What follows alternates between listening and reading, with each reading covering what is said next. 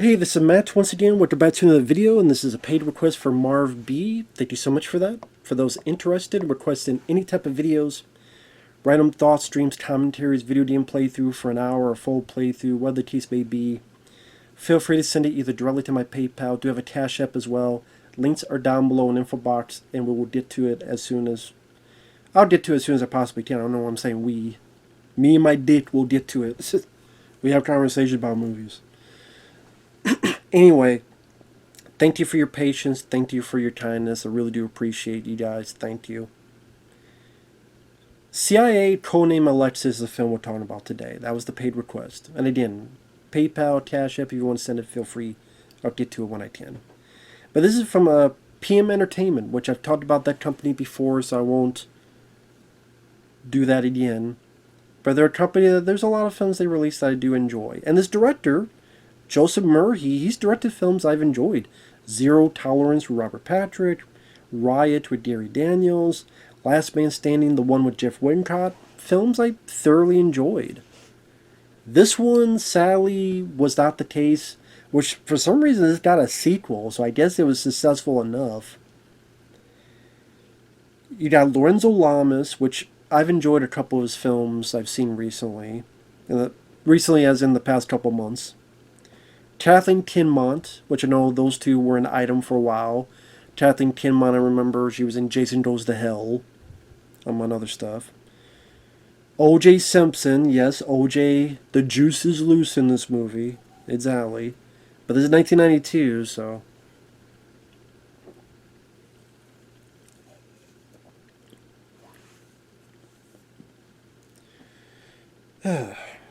O.J. Simpson.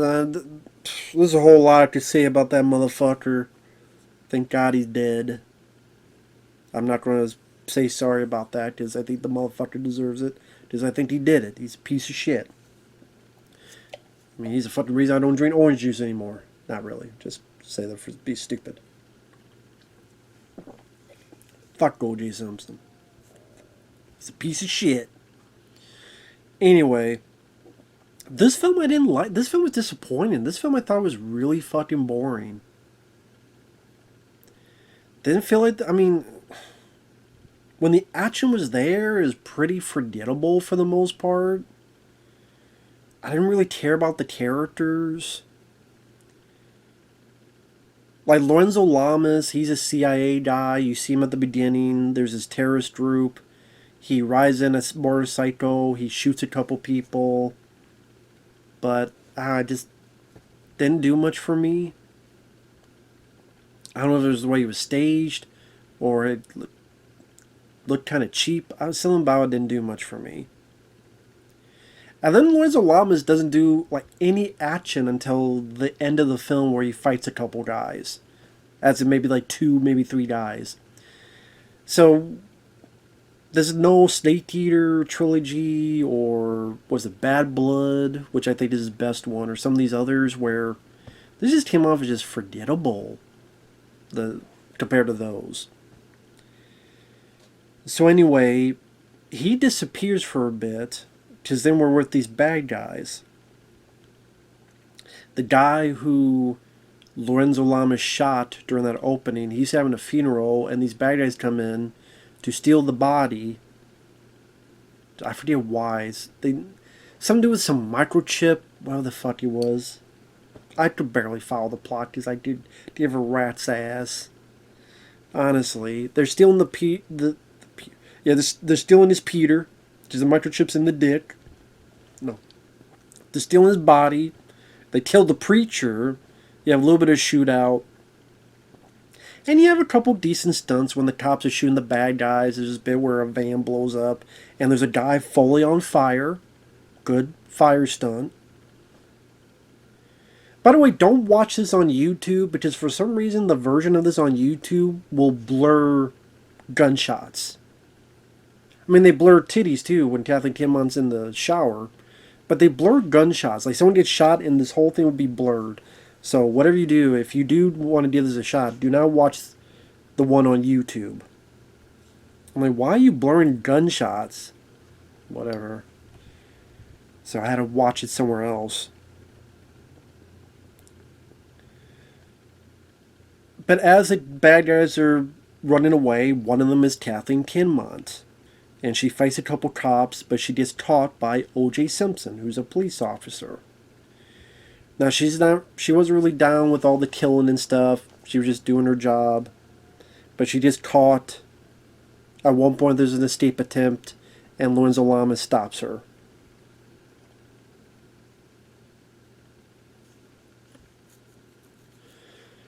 Which, I mean, there's almost a funny bit with O.J. Simpson when she's got the gun on OJ and then Lorenzo's got the gun on her and she's like, I'm going to shoot him. And then Lorenzo's like, well, fine, I'll count to three.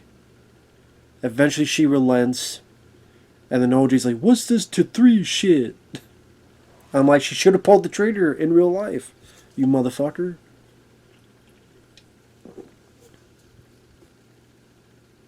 There should have been a rust fucking... I'm not going to... There should have been a rust accident on here against OJ, the motherfucker. Eventually, after some bits where she showers and stuff, it's pretty much just kind of Lorenzo talking to her, seeing her, showing her that they have her daughter, and if you want her to have a better life, you gotta work with us. And Baghdad's had to deal with this microchip, and at one point, she goes in to do some stuff and leaves, but I'm not describing that stuff in detail because the stuff was fucking boring and unbelievably, unforgivably dull. There's this bit where O.J. Simpson is with his partner and they're dealing with these bad guys. O.J. throws one through some glass, and he kills a guy with some of those defib paddles. I'm like, wait, he killed that guy, and then he was a killer for real soon after. And eventually O.J. Simpson's partner gets killed. So this is where O.J. is even more adamant to figure out what's going on. Kathleen Kinmont's forced to work with Lorenzo Lamas.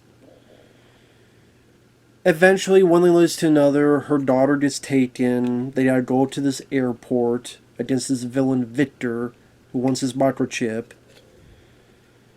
They go under into these tunnels, and there's a bit of action there. O.J. Simpson has this big gun when he shoots. Bit of these explosions where people fly forward or fly over here with a big fireball around them. Lorenzo fights a couple people, but I mean they're pretty forgettable. Kathleen Kinmont doesn't really do a whole lot since it's really based around her character. Spoiler, it ends with the bad guy has the girl, the daughter. OJ has a gun on him. He has to drop the gun. He gets shot. Kathleen Kinmont and Lorenzo Lamas gets there. The bad guy goes, don't go near her, I'm going to shoot her.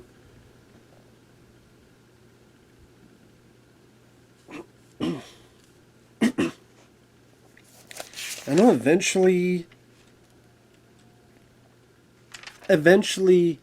O.J. Simpson, who's been shot, he is able to get over there, do this thing, fry the bad guy, electrocute him, and then Kathleen Kinmont shoots the bad guy. Then it cuts to like the superiors saying how Lorenzo and Kathleen did a good job. I'm like, did they? I guess O.J. Simpson's character died. I'm assuming so, because he did get shot. And granted, Lorenzo said you're going to be fine, but I guess he wasn't fine. I guess he died because you didn't see him. And it's not like...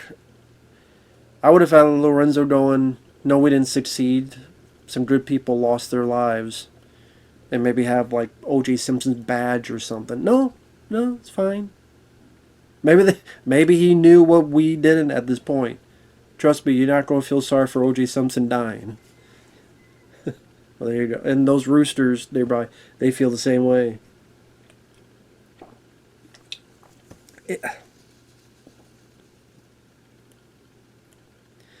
This film just had a lack of memorable action. There was as dumb as it sounds, despite the fact Lorenzo and Kathleen Kinmont were together, I didn't really find much chemistry between the two. Although, to be fair, it didn't seem like they were even going that direction.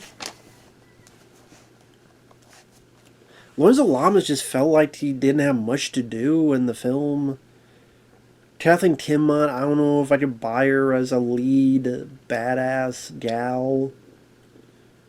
She was, I liked her in Jason Goes to Hell. I don't know if, I don't know. O.J. Simpson was just distracting to see that motherfucker in there. Maybe just the way PM Entertainments were shot back then, but a lot of times you see films like this, they look like fuzzy. Whether it's just the film stock or maybe it's the not seeing an HD version or something. They always look like a little bit fuzzy or something. I don't know how to put it. And yeah, this one, like, it just didn't do much of anything for me. Hey, I saw it because I've heard of this title for a while, but the title was more memorable than the movie, and there's a fucking sequel to this. I'm like, we couldn't get a sequel to Riot or Zero Tolerance or Last Man Standing or some of these other films, but we get a sequel to this one? Why? Well, I guess it made enough. I don't know. It's not like there's a ton of nudity. There's a little bit. I mentioned there's a shower scene. There's like the death scenes of bad guys. Nothing really that inventive or creative. There wasn't anything like quirky or fun about it. Like even what was it, the Rage? What the hell was it called? The last one I reviewed, Lorenzo Lamas, with Gary Busey. At least Gary Busey's being Gary Busey. That was a weird movie where you had some really good action set pieces. Like the good guy's vehicle being pretty much stuck under a semi-truck during this whole chase scene where they're almost crashing off the fucking mountain. You didn't really have any of that in this movie. Nothing that stood out. I guess if you're a Lorenzo Lamas completionist, you could see it, but yeah. This I did not really care for. That's just me, though. And fuck O.J. Simpson. So with that said, thanks for watching. Take care, and we'll see you guys in the next video. Bye-bye for now.